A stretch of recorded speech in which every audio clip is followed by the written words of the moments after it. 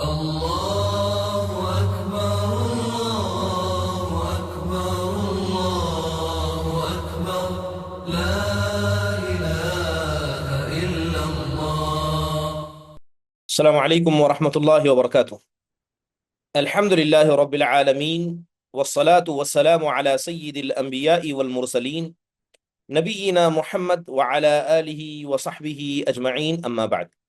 يقول الله سبحانه وتعالى: من كان منكم مريضا أو على سفر فعدة من أيام أخر. محترم و مکرم حاضرین و حاضرات، الحمدللہ اللہ کے فضل و کرم سے روزے رمضان کے احکام و مسائل اور اس کے فضائل پر تقریباً 6 کلاسز کے حوالے سے گفتگو ہو چکی ہے، جس کے اندر روزے کی تعریف، اس کی قسمیں، روزوں کے فضائل اور شریعت اسلامیہ نے روزوں کی کیا حکمتیں بیان کی ہیں، روزے کے ارکان کیا ہیں، اس کے شروط کیا ہیں، اس کی سنتیں اور آداب کیا ہیں۔ اس کے علاوہ رمضان المبارک کا جو مہینہ ہے، اس کے فضائل کیا ہیں، روزہ رکھنے کا حکم کیا ہے، اور اس کے علاوہ افطار، روزہ چھوڑنا، اگر کوئی آدمی طاقت رکھنے کے بعد، استطاعت رکھنے کے بعد یا کسی عذر کی بنیاد پر روزہ چھوڑنا چاہتا ہے تو اسلام کسے اجازت دیتا ہے، کسے اس بات کی رخصت دیتا ہے۔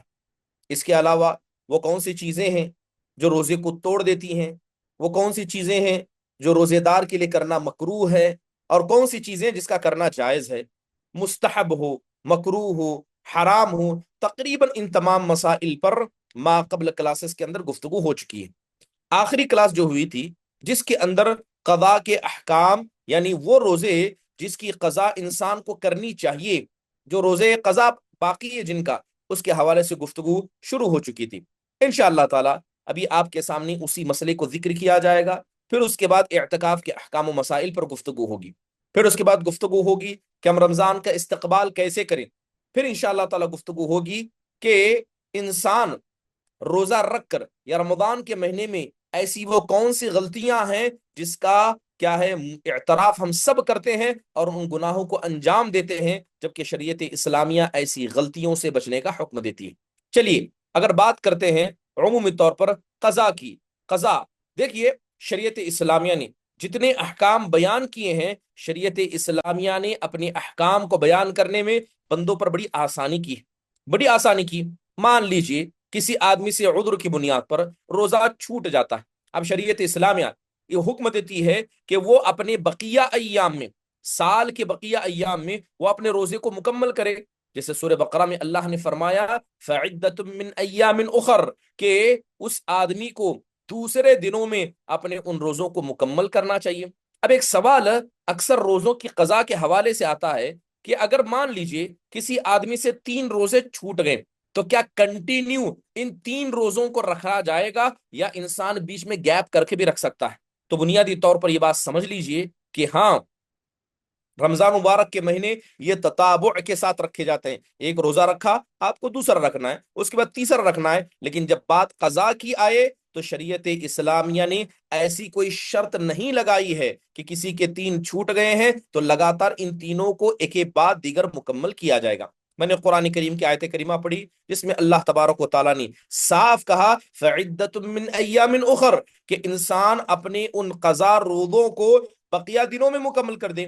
لہذا اللہ تبارک و تعالیٰ نے دنوں کی قید نہیں لگائی، نہ یہ قید لگائی گئی کہ ایک کے بعد دیگر دوسرا روزہ فوراً رکھا جائے، بلکہ حضرت عبداللہ بن عباس رضی اللہ عنہما سے مروی ہے، صحیح بخاری کے اندر صیغہ جزم کے ساتھ معلقاً اس حدیث کو ذکر کیا گیا ہے۔ حضرت ابن عباس کہتے ہیں کہ لا باس ان یفرقا، کہتے ہیں اس میں کوئی حرج کی بات نہیں ہے کہ انسان اپنی سہولت سے روزے رکھے، آج ایک رکھا، 8 دن کے بعد دوسرا رکھے، پھر 8 دن کے بعد تیسرا رکھے۔ لہذا قضاء کے مسئلے میں لگاتار متتابع کرنا یہ ضروری نہیں ہے، یہ عام مطلق نظر کے حکم کی طرح۔ چلیے بات کی جائے تاخیر کی۔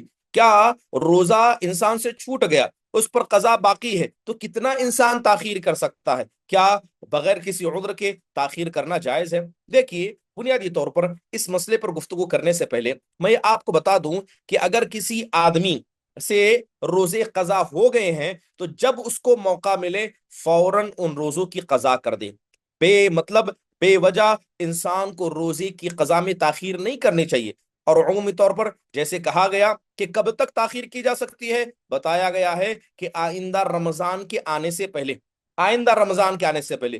اب اس رمضان میں روزے چھوٹے ہیں تو آپ کے پاس ایک سال مکمل ہے کہ اس درمیان آپ اپنے قضا روزوں کو مکمل کریں، لہذا آپ اسے تاخیر کر سکتے ہیں۔ اسلام اس بات کی اجازت دیتا ہے، ٹھیک ہے، لیکن رہا مسئلہ کہ آئندہ رمضان سے آنے سے پہلے کرنا، اس کے بارے میں شریعت اسلامیہ بہت ساری باتیں کہتی ہے۔ حضرت عائشہ رضی اللہ عنہا کی مشہور روایت ہے، صحیح بخاری مسلم دونوں کے اندر موجود ہے، وہ کہتی ہیں کہ کانا یکون علی الصوم من رمضان فما استطيع ان اقضيه الا في شعبان والشغل من رسول اللہ صلی اللہ علیہ وسلم او برسول اللہ صلی اللہ علیہ وسلم۔ وہ کہتی ہیں کہ مجھ پر رمضان کے مہینے کے کچھ روزے چھوٹ جاتے، لہذا آئندہ شعبان آنے تک مجھے ان کو قضا کرنے کی توفیق نہیں ملتی، نبی صلی اللہ علیہ وسلم کے ساتھ مشغول رکھنے کی وجہ سے۔ محترم حاضرین، تو یہ حضرت عائشہ رضی اللہ عنہا جو ام المؤمنین ہیں، وہ اپنا طریقہ بتا رہی ہیں کہ انہوں نے ایک رمضان کے روزوں کو شعبان، آئندہ شعبان تک تاخیر کیا۔ تو اس کا مطلب پتہ یہ چلا کہ انسان کیا ہے، تاخیر کر سکتا ہے، حسب سہولت اس کا استعمال کر سکتا ہے، لیکن انسان کے پاس کوئی عذر نہیں ہے تو جان بوجھ کر کیا ہے، روزوں کی قضا میں انسان کو تاخیر نہیں کرنی چاہیے۔ خصوصی طور پر اب جب تاخیر ہو رہی ہے تو اس کے پاس کوئی شرعی عذر ہونا ضروری ہے، ٹھیک ہے۔ اب یہاں پر ایک سوال پیدا ہوتا ہے کہ اگر کسی آدمی نے، ٹھیک ہے، کسی آدمی نے، اس کے پاس کوئی عذر نہیں تھا، کوئی عذر نہیں تھا، لیکن اس نے روزوں کی قضا کی اتنی تاخیر کر دی کہ دوسرا رمضان آ گیا، دوسرا رمضان آ گیا، اب یہ دوسرا رمضان چل رہا ہے، گزشتہ رمضان کے روزے باقی ہیں، تو لہذا یہ دوسرا رمضان آ گیا، اب اس کے بعد انسان اس کی قضا کرنا چاہتا ہے، تو کیا وہ صرف قضا کرے گا یا اس پر اور دوسری چیزیں بھی لاگو ہوتی ہیں؟ اس مسئلے میں علماء اکرام کی دو رائے ہیں، دو رائے۔ پہلی رائے یہ ہے، جیسے کہ مالکیہ ہو، شافعیہ ہو یا حنابلہ ہو یا سلف صالحین کے ایک بڑی جماعت کا یہ قول ہے، وہ کہتے ہیں کہ اگر کوئی آدمی بغیر کسی شرعی عذر کے ایک رمضان کے روزے دوسرے رمضان کے بعد قضا کرتا ہے، ایک رمضان اور دوسرے رمضان کے درمیان نہیں کرتا ہے، تو ایسے آدمی پر قضا بھی ہے اور اسے فدیہ بھی دینا پڑے گا۔ اور فدیہ کیا ہے؟ روزانہ ایک مسکین کو کھانا کھلانا ہے۔ اس پر حضرت ابو ہریرہ رضی اللہ عنہ کی دلیل پیش کی جاتی ہے۔ یہ دلیل کیا ہے؟ امام دارقطنی نے، امام بہقی نے اس سند کو نقل کیا ہے، کہتے ہیں کہ جب حضرت ابو ہریرہ رضی اللہ عنہ کا گزر مسجد سے ہوا تو رمضان کا مہینہ تھا، ایک مریض آدمی کو دیکھا، ٹھیک ہے، مریض آدمی کو دیکھا، اس سے گفتگو کی، سوال و جواب ہوا، جب وہ صحیح ہوا تو اس نے کیا کیا؟ روزہ نہیں رکھا، یہاں تک کہ دوسرا رمضان آ گیا۔ اب اس آدمی نے آ کر حضرت ابو ہریرہ سے سوال کیا تو کہا یصوم الذی ادرکہ ویطعم عن الاول لکل یوم مدا من حنطہ لکل مسکین فاذا فرغ من هذا سام الذی فرط فیہ۔ کہتے ہیں کہ اگر کوئی آدمی جس سے دوسرا رمضان آ گیا، پہلے رمضان کے اس نے روزے نہیں ادا کیے، تو پہلے جو قضا ہیں اس کو مکمل کرے گا، اور ہر دن کے اعتبار سے وہ ایک مسکین کو کھانا کھلائے گا، ہر دن کے اعتبار سے ایک مسکین کو کھانا کھلائے گا۔ اور ایسی ہی روایت صرف حضرت ابو ہریرہ رضی اللہ عنہ سے مروی نہیں ہے، بلکہ امام ابن قدامہ رحمہ اللہ نے اپنی کتاب المغنی کے اندر حضرت ابن عمر اور عبداللہ ابن عباس رضی اللہ عنہما سے بھی اسی بات کو نقل کیا ہے۔ کہتے ہیں کہ اطعم کل یوم مسکینا، کہتے ہیں کہ جو آدمی بغیر کسی عذر شرعی کے ایک رمضان سے دوسرے رمضان آنے تک روزہ نہیں رکھتا ہے، اب وہ دوسرا رمضان آنے کے بعد روزہ رکھنا چاہتا ہے، تو وہ آدمی روزوں کی قضا بھی کرے گا اور اس کے ساتھ روزانہ بطور فدیہ ایک آدمی کو کھانا بھی کھلائے گا۔ دوسری رائے، اب یہ دوسری رائے کس کی ہے؟ یہ امام ابن حزم رحم اللہ کی ہے، امام شوکانی کی ہے، اور امام ابن عثیمین رحمہم اللہ یہ بھی اسی رائے کے قائل ہیں۔ وہ کیا ہے کہ اس آدمی پر صرف قضا ہے، یہ آدمی اپنے صرف روزوں کی قضا کرے گا، کیونکہ قرآن میں اللہ نے کیا کہا؟ فَمَنْ كَانَ مِنْكُمْ مَرِيضًا أَوْ عَلَى سَفَرٍ فَعِدَّةٌ مِّنْ أَيَّامٍ أُخَرَ وَعَلَى الَّذِينَ يُطِيقُونَهُ فِدْيَةٌ طَعَامُ مِسْكِينٍ فَمَنْ تَطَوَّعَ خَيْرًا فَهُوَ خَيْرٌ لَهُ وَأَنْ تَصُومُوا خَيْرٌ لَكُمْ إِن كُنتُمْ تَعْلَمُونَ۔ کہتے ہیں کہ اللہ تبارک و تعالیٰ نے یہاں فَعِدَّةٌ مِّنْ أَيَّامٍ أُخَرَ کہا، پہلا رمضان، دوسرا رمضان، اس کی قید قرآن میں نہیں لگائی گئی ہے، اور کھانا کھلانے کا ذکر یہ صحابہ سے مروی ہے، مگر نبی صلی اللہ علیہ وسلم کی ایسی کوئی حدیث ہمیں نہیں ملتی ہے۔ تو لہذا راجح مسلک اس میں یہ ہے جو ابن عثیمین رحمہ اللہ نے کہا ہے کہ انسان صرف قضا کرے گا، انسان صرف قضا کرے گا، وہ اس کو فدیہ دینے کی ضرورت نہیں ہے۔ محترم حاضرین، اب یہاں ایک مسئلہ یہ بھی درپیش آتا ہے کہ بہت سارے لوگ کیا کرتے ہیں، قضا روزوں جو فرض روزے ہیں ان کی قضا بعد میں کرتے ہیں، لیکن اس سے پہلے نفل روزے رکھا کرتے ہیں۔ تو کیا ایسا کرنا جائز ہے؟ کیا یہ درست ہے کہ انسان اپنے واجبی روزوں کی قضا کو نہ کرے اور نفل پر نفل روزہ رکھتا جائے؟ عمومی طور پر یہ کوئی واجبی چیز نہیں ہے۔ انسان کے پاس مدت ہے، سہولت ہے کہ وہ ایک رمضان سے دوسرے رمضان کے درمیان اپنے روزے کو مکمل کرے، لہذا ضروری ہے، افضل طریقہ یہ ہے کہ وہ پہلے اپنے فرض روزوں کی قضا کر لے، لیکن کوئی واجب اور ضروری نہیں ہے۔ چلیے، جب اتنی بات سمجھ میں آ گئی، ایک سوال اکثر ہماری بہت ساری خواتین نے سوال کیا، میت کی طرف سے روزے کی قضا کا حکم کیا ہے؟ میت کی طرف سے روزے کی قضا کا ہے، اس مسئلے کے حوالے سے میں نے بنیادی طور پر ذکر کیا تھا، مختصر سا دوبارہ اس کی وضاحت کر دیتا ہوں۔ بات اگر میت کی طرف سے قضا کی کریں، ٹھیک ہے، اگر میت نے، جیسے کہ مان لیجئے کوئی میت ہے، اللہ تبارک و تعالیٰ نے روزہ ان پر فرض کیا تھا اور کسی عذر کی وجہ سے اس روزے کو مکمل نہیں کر سکے اور دنیا سے چلے گئے، تو ان پر کوئی چیز نہیں ہے۔ عذر تھا، عذر کی بنیاد پر انہوں نے روزہ نہیں رکھا، یہاں تک کہ اللہ سے جا کر مل گئے، تو کوئی چیز ان پر واجب نہیں ہے، نہ کھانا کھلایا جائے گا، نہ ان کی طرف سے روزہ رکھا جائے گا۔ یہ اکثر علماء کی رائے ہے، کیونکہ یہ روزہ اللہ کا حق ہے اور شریعت نے اس میت پر واجب قرار دیا، لیکن جب اس میت کی طاقت ہی نہیں تھی، اس کے پاس شرعی عذر تھا، تو گویا اس سے وہ وجوب ہٹ گیا، گویا اس سے وہ تکلیف ہٹ گئی۔ اسی طرح جس طرح حج کا مسئلہ ہے، انسان کے پاس حج کی طاقت تھی، جا سکتا تھا، لیکن شرعی عذر کی بنیاد پر اس نے حج نہیں کیا، تو گویا حج اس سے ساقط ہو گیا۔ محترم حاضرین، یہ تو بات ہوئی عذر کی بنیاد پر۔ مان لیجئے کوئی میت ہے کہ بغیر کسی عذر کے اس نے روزے کو تاخیر کیا تھا، بغیر کسی عذر کے اس نے روزے کی قضا نہیں کی یا روزہ نہیں رکھا۔ اب یہاں پر کیا مسئلہ ہے؟ دیکھیے، بات اگر کی جائے، امام ابن عثیمین رحمہ اللہ علیہ، امام ابن باز ہیں، امام نووی ہیں، اور اس کے علاوہ شافعی وغیرہ سے بھی قول موجود ہے، وہ کہتے ہیں کہ اگر کوئی آدمی انتقال کر گیا، دنیا سے چلا گیا، اس پر روزہ واجب تھا، اور وہ روزہ کیسا ہے؟ چاہے نظر کا ہو، کفارے کا ہو، یا رمضان کی قضا کا روزہ ہو۔ تین چیزوں کا ذکر کیا، یا تو نظر کا روزہ ہو، یا کفارے کا روزہ ہو، یا رمضان کی قضا کا روزہ ہو، اور وہ آدمی مر جاتا ہے، اسے مکمل نہیں کرتا ہے، اور اس کے پاس کوئی عذر بھی نہیں تھا، تو کہتے ہیں کہ اس کا ولی اس کی طرف سے روزہ رکھے گا، اس کے ماتحت میں جو ہیں وہ اس کی طرف سے روزہ رکھیں گے۔ اور مثال کے طور پر وہ ولی کون ہے؟ عمومی طور پر کہا جاتا ہے وارث، جیسے اللہ نے کہا وَأُولُو الْأَرْحَامِ بَعْضُهُمْ أَوْلَى بِبَعْضٍ فِي كِتَابِ اللَّهِ، کہ جو قریبی رحم ہے، باپ تھا تو بیٹا رکھے گا یا بیٹی رکھے گی، اور اللہ کے نبی علیہ الصلوۃ والسلام نے اسی وارث کا ذکر کرتے ہوئے کہا الحق الفرائض بأہلها فما بقي فهو لأولى رجل ذکر۔ اللہ کے نبی نے صلی اللہ علیہ وسلم نے کہا کہ جو حقدار ہیں ان تک میت کی وراثت کو پہنچا دو، اگر وارث حضرات نہ ہو تو میت کا سب سے قریبی جو مرد ہے وہ اس ذمہ داری کو اٹھائے گا۔ لہذا جس ولی کا ذکر میراث میں کیا گیا کہ جو سب سے زیادہ قریبی میراث میں ہے، وہی روزے رکھنے کے مسئلے میں بھی سب سے قریب ہے۔ اب اگر آپ ابن عثیمین رحم اللہ کی کتاب الشرح الممتع کو پڑھیں گے، بڑی لمبی تفصیل اس مسئلے میں انہوں نے بیان کی ہے، تو پتہ یہ چلا کہ اگر کوئی میت اس پر روزہ واجب تھا، چاہے نظر کا ہو، کفارے کا ہو، یا رمضان کے روزے کی قضا کا ہو، کوئی شرعی عذر نہیں تھا، اس نے روزہ نہیں رکھا اور روزے کی قضا نہیں کی، روزے کی اس نے قضا نہیں کی، دنیا سے چلا گیا، اور تو اس کے لیے ولی کے لیے چاہیے کہ اس کی طرف سے روزہ رکھے۔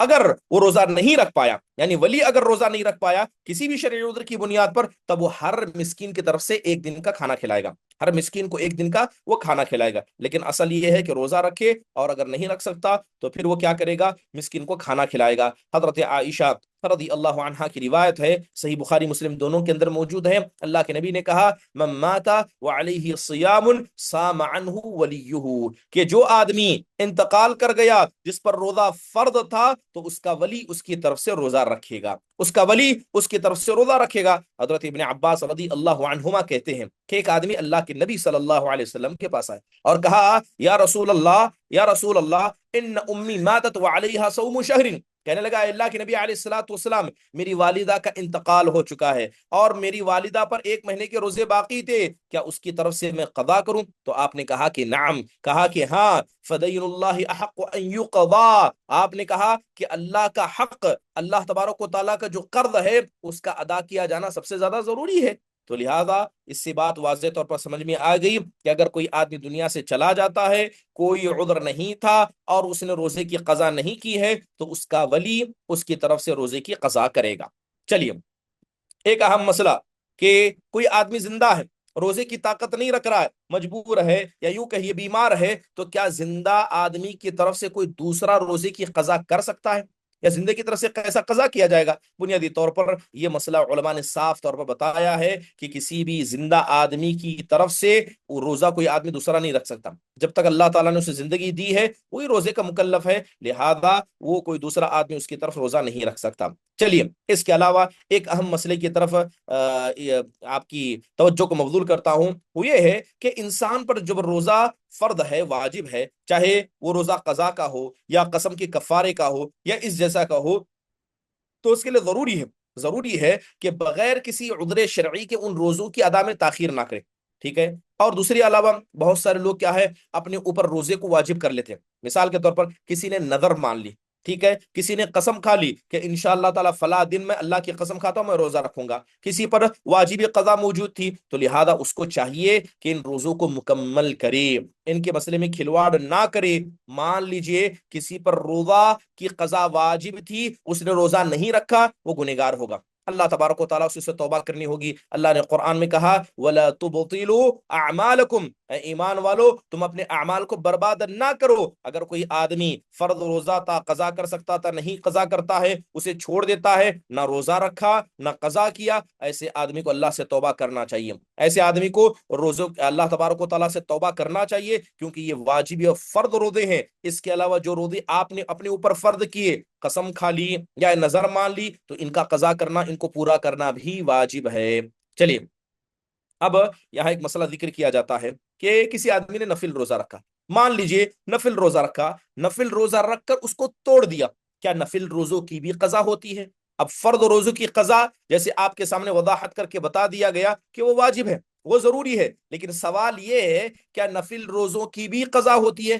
آئیے حدیث رسول صلی اللہ علیہ وسلم سے اس کے بارے میں بہترین حدیث ملتی ہے، اور ابن عثیمین رحمہ اللہ نے کیا ہے اس کے حوالے سے بہت سارے اقوال ذکر کیے۔ حضرت عائشہ ام المؤمنین رضی اللہ عنہا کہتی ہیں کہ ایک مرتبہ اللہ کے نبی علیہ الصلوۃ والسلام گھر میں داخل ہوئے، اور آپ نے کہا هل عندکم شیء، آپ نے کہا کیا تمہارے پاس کھانے کی کوئی چیز موجود ہے؟ قال لا، فقلنا لا، تو حضرت عائشہ کہتی ہے کہ ہم نے کہا کہ نہیں، ہمارے پاس کھانے کی کوئی چیز موجود نہیں ہے۔ تب آپ نے کہا فإنی اذن صائم، تب آپ نے کہا کہ اگر کھانے کی کوئی چیز موجود نہیں ہے تب میں روزے سے ہوں۔ ثم اتانا یوما آخر، پھر ایک دن ایسا آیا کہ آپ آئے، اور آپ صلی اللہ علیہ وسلم آتے ہی میں نے کہا یا رسول اللہ اہدی لنا حیث، اے اللہ کے نبی صلی اللہ علیہ وسلم ہمارے لیے حیث کیا ہے، بطور تحفہ دیا گیا ہے۔ تو آپ نے کہا کہ دکھاؤ، جب اللہ کے نبی صلی اللہ علیہ وسلم کو دکھایا گیا، آپ نے کہا فلقد اصبحت صائما فاکلا، آپ نے کہا کہ میں تو روزے سے تھا، پھر آپ علیہ الصلوۃ والسلام نے اس کو کھا لیا۔ تو گویا آپ نے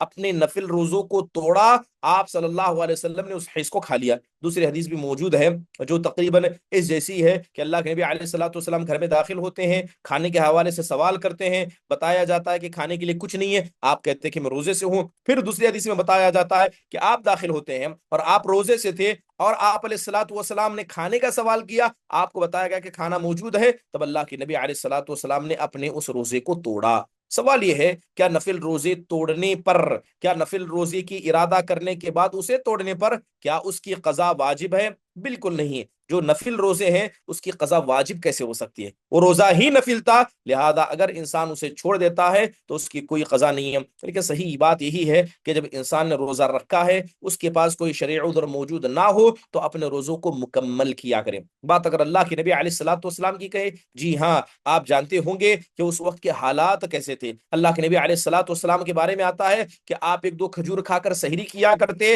اور 1-2 کھجور کھا کر افطار کیا کرتے، اس کے علاوہ کھانے کے لیے کچھ نہ ملتا۔ اگر آدمی اس حالت میں ہو، نفل روزے میں ہو، انسان کو تکلیف ہو رہی ہو، اب انسان کھانے کا مطالبہ کرے، مل جائے تو کوئی حرج کی بات نہیں ہے کہ انسان اپنے روزے کو توڑ دے، اپنے روزے کو چھوڑ دے۔ محترم حاضرین، اگر بات کی جائے ایسے لوگوں کی جو رمضان کے مہینے میں اپنے روزے کو توڑ دیتے، ٹھیک ہے، مثال کے طور پر کسی آدمی نے اپنے روزے کو توڑا۔ اب توڑنا کیسے ہے؟ جیسے میں نے اس سے پہلے ذکر کیا کہ جو چیزیں روزوں کو فاسد کرتی ہیں اس کی الگ الگ کیٹیگریز ہیں، کچھ ایسے ہیں جس پر کفارہ لازم ہے، کچھ ایسے ہیں جس کے اندر کفارہ لازم نہیں ہے۔ مثال کے طور پر کسی آدمی نے جان بوجھ کر کچھ کھا اور پی لیا، جان بوجھ کر کچھ کھا اور پی لیا، اور اسے معلوم بھی تھا کہ میں روزے سے ہوں اور روزے میں کھانا پینا حرام ہے، معلوم تھا پھر بھی کھا لیا۔ اب ایسے آدمی پر، جیسے اس سے پہلے میں نے بتایا کہ ایسے آدمی پر صرف قضا واجب ہوگی، ایسے آدمی پر کوئی کفارہ نہیں ہے۔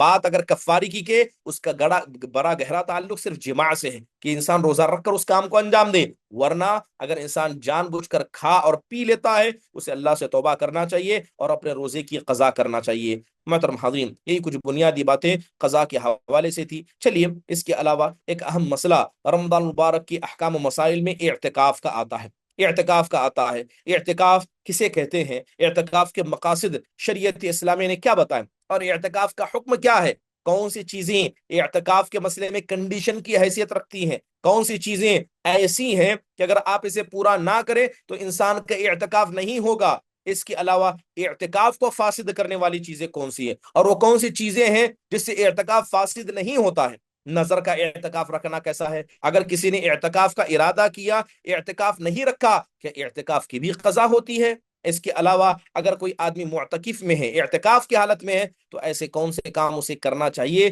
جس کی وجہ سے اس آدمی کا ثواب اللہ سبحانہ و تعالیٰ کے نزدیک بڑھ چڑھ کر دیا جائے گا۔ یہ کچھ بنیادی باتیں ہیں، انشاءاللہ تعالیٰ ان سب کی طرف اشارہ کیا جائے گا۔ چلیے بات کرتے ہیں اعتکاف کی۔ اعتکاف کہا کسے جاتا ہے؟ اعتکاف یہ عربی لفظ ہے، عربی میں جب اعتکاف کہا جاتا ہے تو اس کا مطلب ہوتا ہے الاقبال علی الشیء والاحتباس فیہ۔ کہتے ہیں اعتکاف کا مطلب یہ ہے کہ انسان کسی چیز پر مکمل توجہ دے اور اپنے آپ کو کسی جگہ روک لے، اور اصطلاحی انداز سے کہا جاتا ہے کہ مسجد میں هو الإقامة في المسجد بنية التقرب إلى الله عز وجل ليلا كانا أو نهارا۔ اعتکاف کسے کہتے ہیں کہ اللہ کی قربت کے ارادے سے انسان مسجد میں مقیم ہو جائے، مسجد میں رہنے لگے، چاہے وہ رات میں رہے یا دن میں رہے، اس کو اعتکاف کہا گیا ہے۔ الحمدللہ عمومی طور پر اعتکاف کا مطلب ہم سب میں سے اکثر جانتے ہیں کہ انسان مسجد کے ایک حصے کو لازم پکڑ لیے اور اس میں کیا کرے، اللہ تبارک و تعالیٰ کی جم کر عبادت کرے، قرآن کی تلاوت کرے، اور رمضان کے مہینے میں کر رہا ہے تو روزوں کا اہتمام کرے، اللہ تبارک و تعالیٰ کا ذکر کرے، یہ اعتکاف ہے۔ اب رہا بات اعتکاف کے اہداف و مقاصد کی کہ آخرکار اللہ تبارک و تعالیٰ نے اعتکاف کو کیوں پسند کیا، اللہ کے نبی صلی اللہ علیہ وسلم کیوں اعتکاف کیا کرتے تھے، اس کا مقصد کیا ہے؟ بہت ساری بنیادی حکمتیں علماء اکرام نے یا غایات و مقاصد علماء اکرام نے بیان کی ہیں۔ بنیادی ہدف یا بنیادی مقصد اعتکاف کا ہوتا یہ ہے کہ انسان اللہ کی اطاعت کے لیے اپنے دل کو اللہ کے سامنے رکھ دے اور ایک وقت طے کر دے۔ گویا مان لیا کہ میں 3 دن کا اعتکاف کر رہا ہوں، تو گویا یہ 3 دن اپنے دل کو وہ اللہ کی طرف متوجہ کرے گا، وہ ان 3 دنوں میں صرف عبادت کرے گا، نہ لا یعنی کام کرے گا، نہ دنیا کے کھیل تماشے کرے گا، بلکہ اپنے دل کو اللہ تبارک و تعالیٰ کی طرف مرکوز کر دے۔ لہذا دل اور جگہ اور وقت کو اللہ کے لیے خاص کرنا یہ اعتکاف کے مقاصد میں سے ایک ہے۔ اس کے علاوہ دیکھیے انسان کا نفس ہمیشہ یہ خواہشات کی اتباع کرتا ہے، انسان کا نفس خواہشات کو چاہتا ہے۔ آپ نے اعتکاف کیا تو گویا آپ نے اپنے دل کو اللہ کی طرف متوجہ کیا، اس کے ساتھ ساتھ آپ اپنے خواہشات کو بھی چھوڑ دیں گے، آپ اپنی ساری خواہشات کو چھوڑ دیں گے۔ کمانا ہے، اس کے علاوہ سفر کرنا، آنا جانا ہے، اس کے علاوہ انسان دنیا میں جن چیزوں سے لذتیں حاصل کرتا ہے ان سے دور ہونا ہے، اور ان تمام سے دور ہو کر اپنے آپ کو خلوت میں اللہ تعالیٰ کا بنانا، یہ اعتکاف کا مقصد ہے۔ اور بڑی عظیم عبادت ہے اعتکاف کہ انسان خلوت میں چلا جائے، وہاں صرف اللہ کو یاد کرے، صرف اللہ کا ذکر کرے۔ کیا نبی صلی اللہ علیہ وسلم کی وہ حدیث مبارکہ ہم نے نہیں سنی جس میں اللہ کے نبی صلی اللہ علیہ وسلم نے کہا کہ 7 قسم کے ایسے خوش نصیب ہوں گے جنہیں اللہ تعالیٰ قیامت کے دن عرش کا سایہ نصیب کرے گا؟ ان میں سے ایک آدمی کون ہے؟ وَرَجُلٌ ذَكَرَ اللَّهَ خَالِيًا ففاضت عیناہ، کہ ان لوگوں میں سے ایک آدمی ایسا تھا کہ تنے تنہا بیٹھا تھا، اچانک اللہ تبارک و تعالیٰ کی یاد آ گئی اور اس کی آنکھ سے آنسو سے، اس کی آنکھ سے کیا ہے، آنسو بہ نکلے۔ یقین جانیے اعتکاف میں انسان خلوت میں ہوتا ہے، اعتکاف میں انسان تنے تنہا ہوتا ہے، ایسے وقت میں اللہ کو یاد کرنا، اس کے سامنے گڑ گڑانا، اللہ کے سامنے رونا، نہ اسے کوئی دیکھ رہا ہے نہ اس کے بارے میں کوئی جانتا ہے، یقین جانیے یہ اعتکاف انسان کو اللہ کا قریبی بنا دیتا ہے۔ لہذا انسان اللہ کے ساتھ خلوت میں جائے، اللہ تبارک و تعالیٰ کی عبادت میں انسان خلوت میں چلا جائے، یہ اعتکاف کے اہم مقاصد میں سے ایک مقصد ہے۔ اس کے علاوہ اعتکاف کے مقاصد میں ایک اہم مقصد یہ بھی ہے کہ انسان مخلوقات سے کٹ جائے، اپنے بیوی بچوں سے کٹ جائے، اپنے گھر والوں سے کٹ جائے، دنیا کے جتنے معاملات ہیں، کمائی والے دنیا کے مشاغل سے انسان کٹ جائے اور اپنے وقت کو، اپنے دل کو اللہ تبارک و تعالیٰ کے لیے خاص کر دے۔ اس حال میں ہو کہ وہ صبح کرے تو اللہ کا ذکر کرے، ان کاموں کو انجام دے جسے اللہ محبت کرتا ہے، صبح شام اللہ تبارک و تعالیٰ کو یاد کرے، بلکہ دل کے اندر جتنے غم ہیں، دل کے اندر جتنے خطرات ہیں، ان ساری چیزوں کو اللہ تعالیٰ کے سامنے رکھ دے، اللہ کے سامنے رکھ دے، گویا وہ اللہ تعالیٰ کے ذکر میں اس طرح ہو جائے کہ اسے اللہ تبارک و تعالیٰ کے علاوہ کچھ نظر نہ آئے۔ محترم حاضرین، یقین جانیے اگر کوئی آدمی اعتکاف میں بیٹھتا ہے، اللہ کی عبادت کرتا ہے، اللہ دلوں کے راز کو جانتا ہے۔ اگر حقیقت میں انسان اللہ سے کوئی چیز چاہتا ہے، آپ کو زبان سے مانگنے کی ضرورت نہیں ہے، آپ اللہ کے سامنے روئیے، آپ اللہ کے سامنے گڑ گڑائیے، اللہ آپ کے دل کے راز کو جانتا ہے۔ اس لیے سلف صالحین میں سے کتنے ایسے تھے جو زبان سے کھول کر اللہ سے مانگتے نہیں تھے، دل میں تمنا رکھتے، اللہ کی جم کر عبادت کیا کرتے۔ دل میں تمنا رکھیے، اللہ کی عبادت کیجئے، اللہ تعالیٰ تو ہمارا خالق ہے، مالک ہے، مدبر ہے، متصرف ہے، وہ تمام چیزوں کو جانتا ہے، یہاں تک کہ ہمارے دل کی وحشت کو وہ جانتا ہے، وہ ہمارے دل کی خوشی کو جانتا ہے، ہمارے دلوں کے گناہوں کو جانتا ہے۔ لہذا اعتکاف یہ اللہ تعالیٰ کے قریبی ہونے کا ایک اہم ذریعہ بن جاتا ہے اور مخلوقات سے انسان جدا ہو جاتا ہے۔ یہ اعتکاف کے اہم مقاصد میں سے ایک مقصد ہے۔ چلیے بات اگر کریں اعتکاف کے حکم کی کہ اعتکاف کا حکم کیا ہے، کیا ہر آدمی پر اعتکاف کرنا واجب و ضروری ہے یا یہ سنت ہے؟ مردوں کے لیے سنت ہے، عورتوں کے لیے سنت ہے، بچوں کے لیے سنت ہے، کس کے لیے ہے؟ عمومی طور پر علماء اکرام نے اس کا حکم بیان کرتے ہوئے کہا کہ مرد اور عورتوں کے لیے اعتکاف کرنا یہ سنتوں میں سے ہے، یہ کوئی واجبات میں سے نہیں ہے، واجبات میں سے نہیں ہے، ٹھیک ہے۔ اب یہاں پر جو خواتین کی بات کی گئی، اور جیسے کہ امام سرخسی رحم اللہ کی بڑی مشہور کتاب المبسوط، اس کے اندر ایک چیز کا ذکر کیا گیا کہ اگر کوئی عورت مسجد کے اندر اعتکاف کرتی ہے اور ایسی جگہ ہے جہاں پر اسے پردے کا انتظام نہ ہو یا فتنے کا ڈر ہو یا کسی غیر کے آنے جانے کا ہو یا کسی غیر مرد کا اس کی طرف نگاہ پڑنے کا خطرہ ہو، اس کی عزت کا سوال ہو، تو ایسے وقت میں عورت کے لیے اعتکاف درست نہیں ہوگا بلکہ منع کیا گیا۔ یعنی اس کا مطلب یہ ہوا کہ عورت کے لیے اعتکاف کرنا سنت ہے جب وہ فتنے سے محفوظ ہو، مسجد مأمون ہو، وہاں پر کسی فاسق و فاجر کا آنا جانا نہ ہو، نگاہوں کی حفاظت ہو اور عورت کے جسم کی حفاظت ہو۔ لہذا یہ بنیادی طور پر عورتوں کو سمجھنا ہوگا کہ ایسی مسجدوں کا اختیار انہیں کرنا ہے جہاں پر کیا ہے، بالکل فتنے سے مامون ہونے کا مسئلہ موجود ہو۔ حضرت ابو سعید الخدری رضی اللہ عنہ کہتے ہیں کہ اللہ کے نبی علیہ الصلوۃ والسلام کے بارے میں کہتے ہیں، وہ کہتے ہیں ان رسول اللہ صلی اللہ علیہ وسلم اعتکف العشر الاولى من رمضان، کہتے ہیں کہ اللہ کے نبی علیہ الصلوۃ والسلام نے رمضان کے شروع کا جو عشرہ تھا اس میں اعتکاف کیا، پھر ایک سال آپ نے کیا کیا، رمضان کے بیچ والے حصے میں کیا اعتکاف کیا، ثم طلع راسه فكلم الناس فدنوا منه فقال اني اعتكفت العشر الاول، پھر آپ صلی اللہ علیہ وسلم نے شروع کے دنوں میں اعتکاف کیا، بیچ کے دنوں میں اعتکاف کیا، آخری 10 دنوں میں اعتکاف کیا۔ لہذا جس آدمی کو اعتکاف کر رہا ہوں، اللہ کے نبی نے صاف کہا فمن احب منکم ان یعتکف فلیعتکف فاعتکف الناس معهم، اللہ کے نبی علیہ الصلوۃ والسلام اعتکاف کر رہے تھے، اس کے بعد آپ نے کرنے کے بعد لوگوں سے کہا کہ میں نے تو اعتکاف کیا ہے، جس آدمی کو اعتکاف کرنا ہے وہ بھی کرے۔ اس کے بعد صحابہ اکرام نے بھی جناب محمد الرسول اللہ صلی اللہ علیہ وسلم کے ساتھ اعتکاف کیا۔ تو بتانے کا مقصد یہ ہے کہ اللہ کے نبی صلی اللہ علیہ وسلم نے حدیث میں کہا کہ فمن احب منکم ان یعتکف فلیعتکف، جو آدمی اس بات کو پسند کرتا ہے کہ اسے اعتکاف کرنا چاہیے وہ کرے۔ تو اس کا مطلب یہ ہوا کہ اعتکاف یہ واجب اور ضروری نہیں ہے، واجب اور ضروری نہیں ہے بلکہ سنتوں میں سے موجود ہے۔ حضرت عائشہ رضی اللہ عنہ کہتی ہیں کہ اللہ کے نبی علیہ الصلوۃ والسلام کی بعض عورتوں نے اعتکاف کیا تھا، ٹھیک ہے، اعتکاف کیا تھا اور ان کو استحاضہ کا مسئلہ ہو گیا تھا، تب بھی وہ استحاضہ کی حالت میں اپنے اعتکاف کو مکمل کیا کرتی تھی۔ اس مسئلے کا ذکر انشاءاللہ تعالی آئندہ مجلس کے اندر آئے گا۔ محترم حاضرین، اتنی بات واضح ہو گئی ہے۔ چلیے بات اگر اعتکاف کے شروط کی کریں کہ کون سی ایسی چیزیں کنڈیشن ہیں، کون سی ایسی چیزیں جو شرط کی حیثیت رکھتی ہیں کہ انسان اعتکاف رکھنے سے پہلے ان چیزوں کو مکمل کرے، ٹھیک ہے، اس کے علاوہ کون سی چیزیں ایسی ہیں جو حقیقت میں کیا ہے اعتکاف کی شرطوں میں سے نہیں ہے۔ بنیادی طور پر اگر اعتکاف کی کنڈیشن اور شرط کا ذکر کیا جائے تو اعتکاف کرنے والا مسلمان ہو۔ اس سے پہلے بارہا میں نے عبادتوں کا ذکر کرتے ہوئے کہا کہ اگر کوئی آدمی مسلمان نہیں ہے تو اس آدمی کی عبادت صحیح نہیں ہے، تو لہذا اعتکاف کے لیے مسلمان ہونا ضروری ہے۔ جیسے قرآن میں اللہ تبارک و تعالیٰ نے غیر مسلموں کے بارے میں، کافروں کے بارے میں کہا وَمَا مَنَعَهُمْ أَن تُقْبَلَ مِنْهُمْ نَفَقَاتُهُمْ إِلَّا أَنَّهُمْ كَفَرُوا بِاللَّهِ وَبِرَسُولِهِ، کہ ان کے جو صدقات تھے، جو نفقات تھے، یہ اللہ کے یہاں قبول اس لیے نہیں ہوئے کیونکہ انہوں نے اللہ اس کے رسول کے ساتھ کفر کیا ہے۔ لہذا اگر ایک غیر مسلم اللہ کے راہ میں خرچ کرے گا یا بدنی کوئی عبادت انجام دے گا، اس کی کوئی عبادت اللہ کے یہاں قابل قبول نہیں ہوگی۔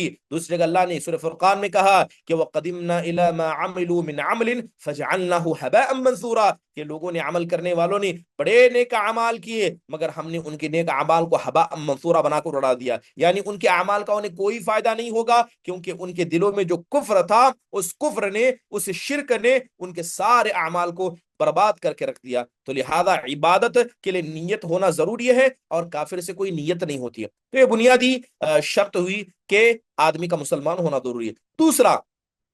دوسرا اگر بات کی جائے کہ اعتکاف کی شرطوں میں دوسری شرط یہ ہے کہ انسان عقل مند ہو، انسان صحیح ہو۔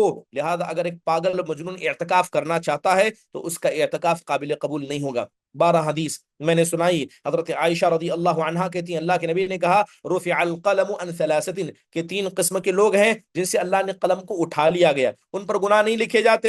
ایک سونے والا یہاں تک کہ بیدار ہو جائے، ایک بچہ یہاں تک کہ بڑا ہو جائے، اور ایک پاگل جو یہاں تک کہ وہ صحیح ہو جائے یا وہ آدمی درست ہو جائے۔ تو لہذا پتہ یہ چلا کہ عبادت کے نیت شرط ہے اور پاگل نیت کا محل نہیں ہے۔ تیسری اہم چیز، کیا اعتکاف کے لیے انسان کا بالغ ہونا شرط ہے؟ یہ اکثر اس طرح کا سوال پوچھا جاتا ہے، کیا بالغ کا ہونا شرط ہے؟ جی ہاں، اعتکاف کے صحیح ہونے کے لیے انسان کا صاحب تمیز ہونا شرط ہے۔ صاحب تمیز ہونا یعنی وہ آدمی کیا ہے، اس کے اندر اتنی عقل موجود ہو، اس کے اندر اتنی تمیز ہو کہ وہ عبادت کے مقام و مرتبے کو سمجھتا ہو، اور اکثر علماء نے کیا ہے اس تمیز کو بلوغت سے جوڑا ہے۔ لہذا ایک معتکف کا بالغ ہونے کو اکثر علماء نے شرط قرار دیا، اگرچہ بعض علماء نے اس پر کلام کیا ہے، لیکن راجح مسلک یہی ہے کہ جو معتکف ہے وہ بالغ ہو، عاقل ہو، مسلمان ہو اور سمجھدار ہو۔ اس کے علاوہ ایک چوتھی شرط نیت کا ہونا، ٹھیک ہے، ان اعتکاف کے لیے نیت کا ہونا شرط ہے۔ کوئی آدمی تھا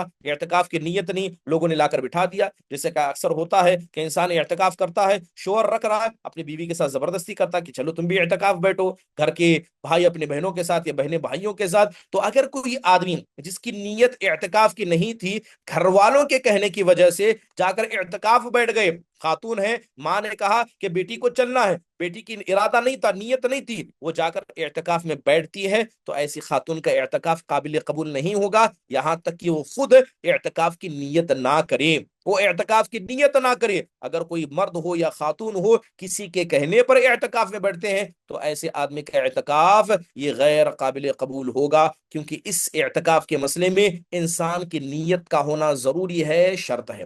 چلیے یہ 4 شرطیں میں نے بتائی۔ 5ویں شرط ہے کہ عورتوں کے لیے کیا اعتکاف بیٹھنے کے لیے شوہر کی اجازت ضروری ہے؟ یہ سوال بھی اکثر پوچھا جاتا ہے کہ کیا اعتکاف بیٹھنے کے لیے شوہر کی اجازت ضروری ہے؟ جی ہاں، علماء اکرام نے کہا ہے کہ اگر کوئی خاتون اعتکاف میں بیٹھنا چاہتی ہے، کیونکہ یہ اعتکاف فرض و واجب نہیں ہے، یہ سنتوں میں سے ہے، لہذا ضروری ہے۔ علماء نے اس کو شرط قرار دیا کہ خاتون کیا کرے، اپنی شوہر سے اجازت لے، اپنے شوہر سے اجازت لے تبھی وہ اعتکاف کرے۔ جیسے کہ حضرت عائشہ رضی اللہ عنہا کہتی ہیں کہ میں نے خود اللہ کے نبی علیہ الصلوۃ والسلام سے اعتکاف کی اجازت مانگی، مجھے دیکھ کر حضرت حفصہ نے مانگی، زینب بنت جحش رضی اللہ عنہا نے مانگی، یہاں تک کہ یہ تینوں، حضرت عائشہ ہو، حضرت حفصہ ہو، حضرت زینب ہو، ان تینوں سے مروی ہے کہ ان تینوں نے کیا ہے اللہ کے نبی علیہ الصلوۃ والسلام سے اجازت مانگی تھی اعتکاف رکھنے کی۔ تو لہذا پتہ یہ چلا کہ خاتون کو اعتکاف اگر کرنے کا ارادہ ہے تو اپنے شوہر سے اسے اجازت ہونی چاہیے، اس کی شوہر سے اجازت لینی چاہیے، اور اکثر علماء نے اس کو شرط قرار دیا، اکثر علماء نے اس کو شرط قرار دیا۔ پانچویں چھٹی چیز جو اعتکاف کے لیے شرط ہے وہ مسجد کا ہونا ہے، اعتکاف کے لیے مسجد کا ہونا شرط ہے۔ اس سے پہلے یہ سوال پوچھا گیا کہ اگر کوئی خاتون با پردہ ہے کیا اپنے گھر میں اعتکاف بیٹھ سکتی ہے، تو جواب تب بتایا گیا تھا، لیکن یہاں جواب سن لے کہ اعتکاف کے لیے اللہ کا گھر یعنی مسجد کا ہونا یہ شرط ہے۔ قرآن میں اللہ تبارک و تعالیٰ نے کہا وَلَا تُبَاشِرُوهُنَّ وَأَنْتُمْ عَاكِفُونَ فِي الْمَسَاجِدِ تِلْكَ حُدُودُ اللَّهِ فَلَا تَقْرَبُوهَا كَذَلِكَ يُبَيِّنُ اللَّهُ آيَاتِهِ لِلنَّاسِ لَعَلَّهُمْ يَتَّقُونَ۔ اللہ تبارک و تعالیٰ نے کہا کہ اپنی بیویوں کے ساتھ تم مباشرت نہ کرو جبکہ تم مسجدوں کے اندر اعتکاف میں بیٹھے ہو۔ تو اللہ تعالیٰ نے اعتکاف کو آیت کریمہ میں مسجد سے جوڑ دیا ہے، تو پتہ یہ چلا کہ اعتکاف صرف مسجد ہی میں ہوتا ہے، اور اگر مسجد کے علاوہ کہیں اور اعتکاف کرنا جائز ہوتا تو شریعت اسلامیہ بیویوں سے مباشرت کو منع نہیں کرتی، لہذا اعتکاف کی حالت میں بیوی سے ملاقات کرنا منع ہے، تو پتہ یہ چلا کہ اعتکاف صرف مسجد ہی میں ہوگا، باہر کہیں نہیں ہوگا۔ خود اللہ کے نبی علیہ الصلوۃ والسلام کی زندگی ہمیں کیا بتاتی ہے؟ اللہ کے نبی علیہ الصلوۃ والسلام اعتکاف کی حالت میں ہوتے، حضرت عائشہ کے کمرے میں اللہ کے نبی اپنے سر کو داخل کرتے، حضرت عائشہ اپنے کمرے سے بیٹھ کر اللہ کے نبی کے سر پر تیل لگایا کرتی، پھر اللہ کے نبی صلی اللہ علیہ وسلم اعتکاف میں لوٹ آتے تھے۔ تو لہذا اعتکاف کے لیے مسجد کا ہونا شرط ہے، ضروری ہے، بغیر مسجد کے اعتکاف نہیں ہوگا۔ محترم حاضرین، اب یہ بھی سوال پیدا ہوتا ہے کیا 3 مسجدوں کے علاوہ کہیں اور بھی اعتکاف رکھا جا سکتا ہے؟ جیسے بہت سے لوگوں کا یہ شرط ہے، جیسے 3 مسجدیں ہیں جہاں کا قصد انسان کو کرنے کی اجازت ہے، ایک ہے مکۃ المکرمہ، ایک ہے مسجد نبوی صلی اللہ علیہ وسلم، اور تیسرا ہے بیت المقدس۔ کیا یہی 3 مسجدوں میں اعتکاف ہوگا؟ دوسری مسجدوں میں اعتکاف نہیں ہو سکتا؟ الحمدللہ آپ اس مسئلے میں جانتے ہیں کہ اعتکاف کسی بھی مسجد میں ہو سکتا ہے، ان 3 مسجدوں کے ساتھ اعتکاف کا مسئلہ خاص نہیں ہے۔ ٹھیک ہے، اب اس کے علاوہ ایک بات مسجد کے حوالے سے یہ ہے کہ مسجدیں ایسی ہو جہاں 5 وقتہ نمازوں کی باجماعت پابندی کی جاتی ہو، کیونکہ ایک مسجد ہوتا ہے، ایک مصلی ہوتا ہے، ایک مسجد ہے جہاں 5 وقتہ نماز باجماعت پڑھی جاتی ہے، ایک ہوتا ہے مصلی جہاں ضرورت کی بنیاد پر وقتاً فوقتاً نماز پڑھی جاتی ہے، 5 وقتہ نمازوں کی پابندی نہیں کی جاتی ہے۔ لہذا علماء نے یہ بات شرط لگائی ہے کہ ایسی ہی مسجد میں اعتکاف ہوگا جہاں جس کو مسجد کہا جاتا ہے، اور جہاں پر 5 وقتہ نمازوں کے لیے کیا ہے حکومت یعنی باقاعدہ نماز کا اہتمام ہوتا ہے، وہاں کا امام موجود ہے، لہذا ضروری ہے کہ اس بات کا انسان خیال کرے۔ ایک مسئلہ یہ بھی آتا ہے کہ آپ جانتے ہیں ہندوستان میں تو یہ چیز نہیں ہے، لیکن عرب کے یہاں یہ چیز موجود ہے کہ ان کے یہاں ہر مسجد یہ جامع مسجد نہیں ہوتی ہے، ہر مسجد جامع مسجد نہیں ہے۔ جامع مسجد کا مطلب کیا ہے؟ جہاں پر جمعہ کا قیام کیا جاتا ہے۔ اس لیے عرب کے یہاں کتنی ایسی چھوٹی چھوٹی مسجدیں ہیں جہاں 5 وقتوں کی نماز تو ہوتی ہے، لیکن جب جمعہ کی بات کی جائے تو جو محلے کی سب سے بڑی مسجد ہے صرف وہیں جمعہ ہوتا ہے، تو سارے لوگ وہاں اکٹھا ہوتے ہیں۔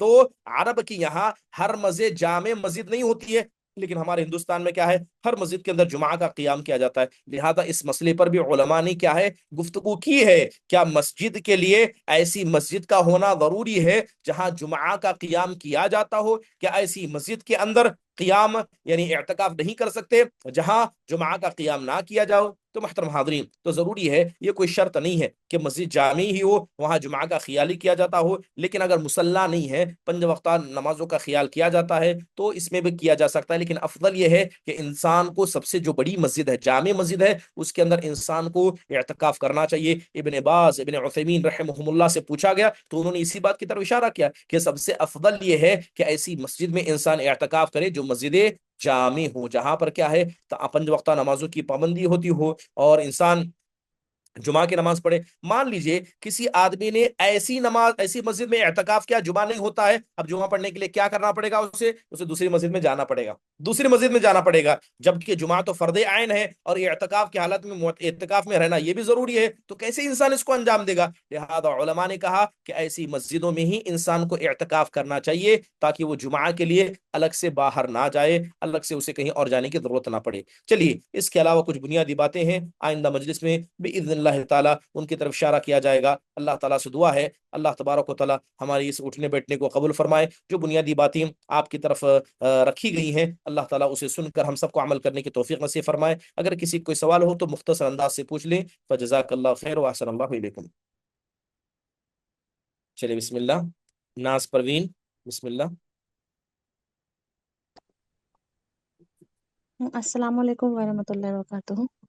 وعلیکم السلام ورحمۃ اللہ وبرکاتہ. جی شیخ ابھی آپ کہہ رہے تھے نظر کا روزہ، وہ مجھے سمجھ میں نہیں آیا، وہ کون سا روزہ ہوتا ہے جو مان لیتا ہے نظر والا؟ ہاں ہاں ہاں. آپ نظر جو انسان مانتا ہے، جیسے مثال کے طور پر انسان پر کوئی مصیبت آئی تو انسان نظر مان لے کہ اللہ تعالیٰ اگر تو نے اس مصیبت کو آسان کر لیا تو میں تیرے لیے 3 روزے رکھوں گی، میں تیرے لیے 2 روزے رکھوں گی. تو انسان اپنے اوپر اللہ کو خوش کرنے کے لیے، مصیبت سے بچنے کے لیے نظر مان لیتا ہے، تو اس کو نظر کا روزہ کہا اور جاتا ہے. اگر اسے حالات انسان میں وہ رکھ نہیں پایا اور اس کا انتقال ہو گیا تو اس کے گھر والے یا کوئی رشتے دار رکھیں گے؟ بالکل بالکل اسی کا ذکر میں اوکے، نے کیا ابھی آپ کے سامنے. اچھا، جزاک اللہ خیر کثیر. حیاک اللہ مولانا. سیدہ فردوس جہاں.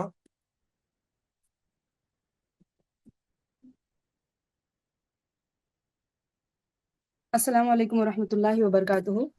وعلیکم السلام ورحمۃ اللہ وبرکاتہ. شیخ یہ پتہ نہیں کچھ لوگوں کے مسئلہ یہ ہے کہ 7 تولہ سونا 7.5 تولہ سونا جو ہم لوگ پہنتے ہیں لیڈیز، تو پہننے والے زیورات پر زکوٰۃ نہیں ہے بول کے بول رہی ہیں شیخ، حالانکہ ایسا تو نہیں ہے. یہ اس کا مسئلہ کیا ہے شیخ؟ یعنی جو زکوٰۃ جو پہنے جا رہا ہے زیورات، اس پر زکوٰۃ نہیں، پھر کس پر ہے زکوٰۃ؟ ہاں، سوال یہ ہے. دیکھیے، جو بھی سونا آپ کے پاس موجود ہے، چاہے آپ اسے پہنے یا سیو کر کے رکھیں، اس پر زکوٰۃ ہے. ہاں، یہ مسئلہ ہے کہ فقہی انداز سے اختلاف ہے، ٹھیک ہے، کہ ایسے زیورات جسے خاتون کنٹینیو پہنتی ہے کیا اس پر زکوٰۃ؟ یہ فقہی اختلاف ہے، لیکن جو علماء کی اتفاقی رائے ہے کہ ہر چیز پر زکوٰۃ ہے.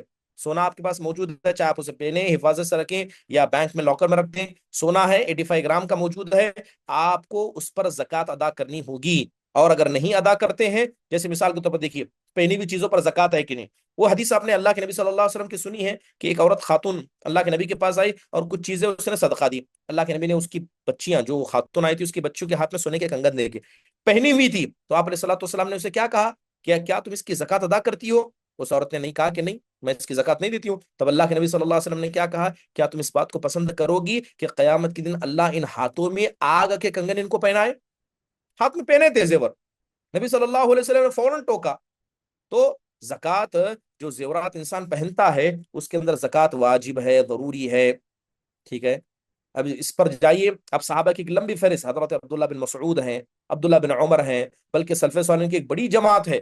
امام ابو حنیفہ کا یہ مسلک ہے، امام شیخ الاسلام ابن تیمیہ، یہ دور حاضر کے جدید علماء جیسے ابن باز رحم اللہ، شیخ ابن عثیمین رحم اللہ، ان سب کے فتووں کو پڑھیں گے تو آپ کو کیا چیز لگے گی؟ قرآن کی آیت سے سب نے استدلال کیا. والذین یکنزون الذهب والفضة ولا ينفقونها في سبيل الله فبشرهم بعذاب علیم، کہ جو لوگ سونے چاندی کو بطور خزانہ جمع کر کے رکھتے ہیں، اللہ کے راہ میں خرچ نہیں کرتے ہیں، ایسے لوگوں کو آپ عذاب علیم کی وعید سنائیے.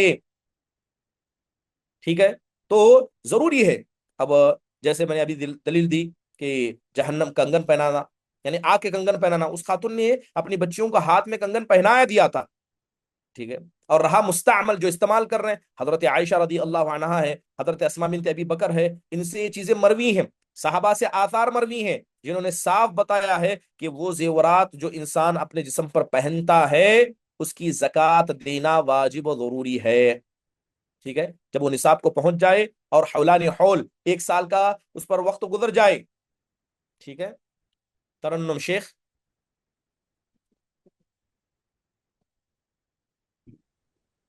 السلام علیکم ورحمۃ اللہ وبرکاتہ. وعلیکم السلام ورحمۃ اللہ وبرکاتہ. شیخ میرے 2 سوال ہیں. پہلا ہوں. سوال یہ ہے کہ ہمارے یہاں جیسے بہت سی خواتین جو ہوتی ہے وہ جمعہ کے دن عصر سے مغرب تک کا اعتکاف کرتی ہے، اور جیسے اس میں وہ قرآن وغیرہ ذکر وغیرہ کی تلاوت وغیرہ کرتی ہے، ذکر وغیرہ، اور لیکن اعتکاف کی نیت ہوتی ہے ان کی، تو کیا اس طرح گھر میں اس طرح کرنا اعتکاف صحیح ہے؟ گھر میں کرتے ہیں.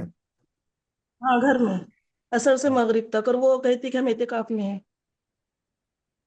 ابھی میں نے ذکر کیا آپ کے سامنے. ہاں، اعتکاف ایسی عبادت ہے جس کو مسجد کے ساتھ جوڑ دیا گیا ہے.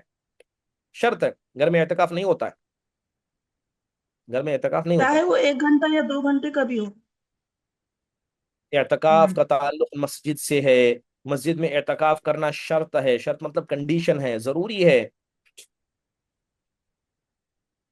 جی گھر میں اعتکاف نہیں ہوتا، اور اگر اعتکاف کی نیت بھی کرتا تو غلط ہے، اعتکاف نہیں ہوگا۔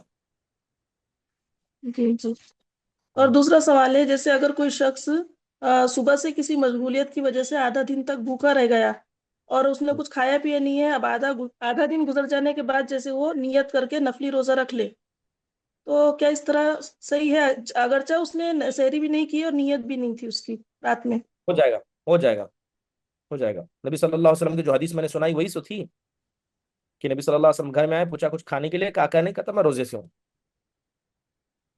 اور شیخ ایک اور سوال ہے، ہمارے یہاں پہ جیسے کچھ عورتوں کا سے اجتماع ہوا تھا یہاں پہ فضائل کے تعلق سے جماعت اسلامی والوں کا، تو انہوں نے اس میں یہ بات کہی کہ جیسے رمضان میں اتنی عبادتیں کر لینی چاہیے کہ خوب عبادتیں کر لو، چاہے اس کے بعد بیمار پڑے رمضان کے بعد تو بھی چلے گا، اس طرح کی بات انہوں نے کہی، تو کیا یہ درست ہے؟ یہ غلو نہ ہوا؟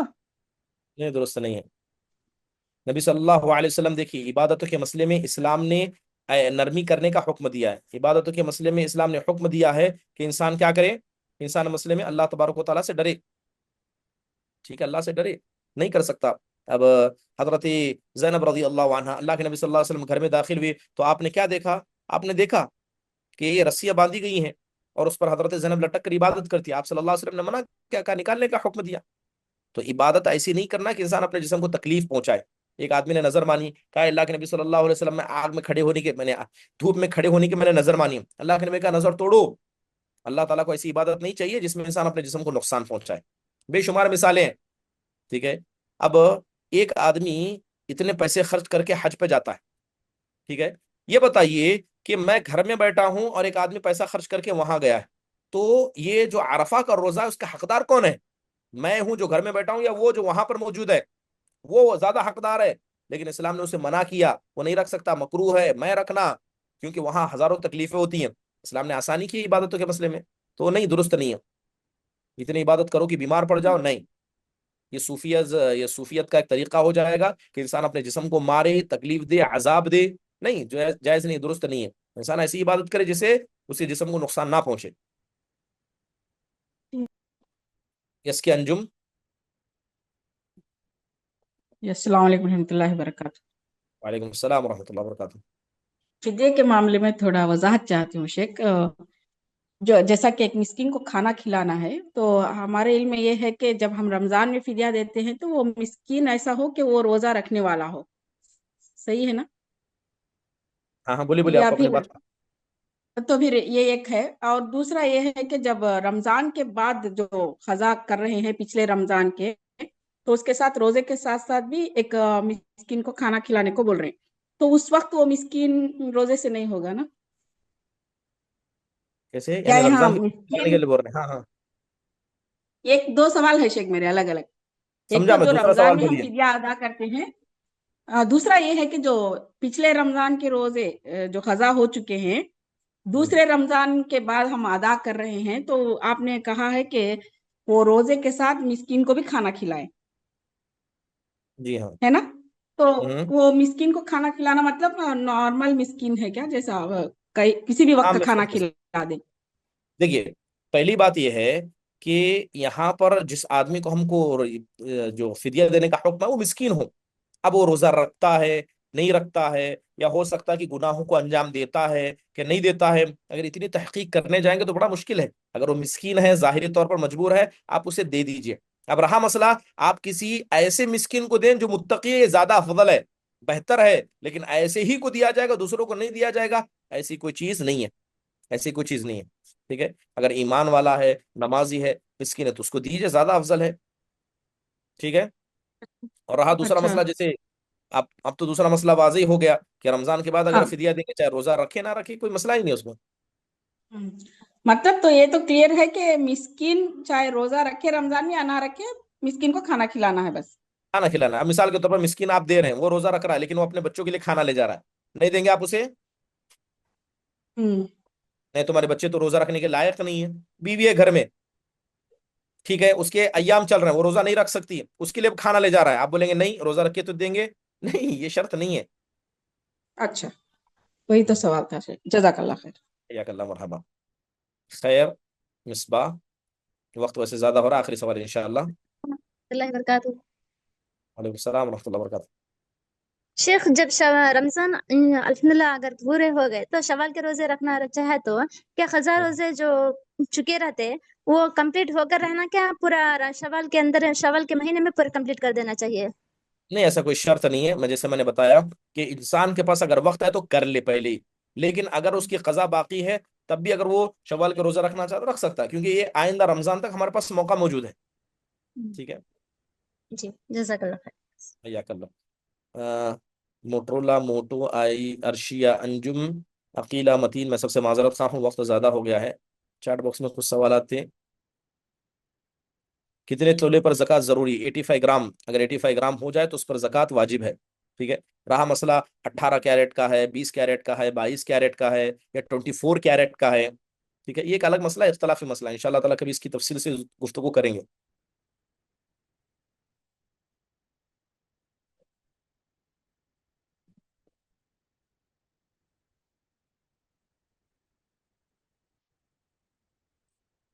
جیسے ہر جمعہ کلاسز کرتے ہیں، ٹھیک، اچھی بات ہے. ہر جمعہ خصوصی طور پر دعا کا اہتمام نہ کرے تو بہتر ہے، عام دعائیں کرتے رہیں، لیکن ہر خصوصی طور پر جمعہ کا درخواست یا اجتماعی دعا، یہ تو غیر درست عمل لگ رہا ہے.